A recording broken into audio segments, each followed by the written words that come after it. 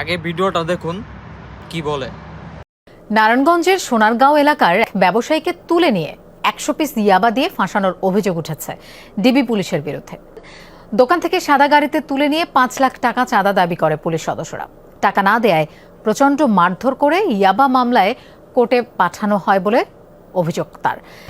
ভাই সকলকে অনুরোধ করতেছি আমার ভিডিওটা শেয়ার করে দিন এবং সকলকে জানিয়ে দিন।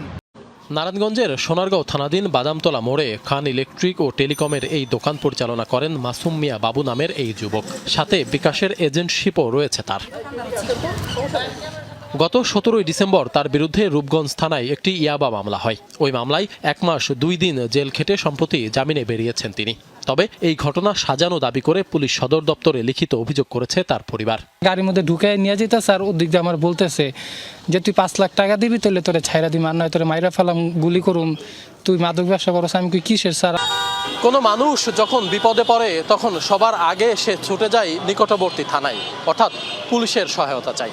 কিন্তু সেই পুলিশ সদস্যদের কারো কারো বিরুদ্ধেই যদি সাধারণ মানুষকে মিথ্যা মামলায় ফাঁসানোর অভিযোগ ওঠে, তাহলে স্বাভাবিকভাবেই প্রশ্ন ওঠে অপরাধীদের থেকে সাধারণ মানুষকে রক্ষা করবে কে?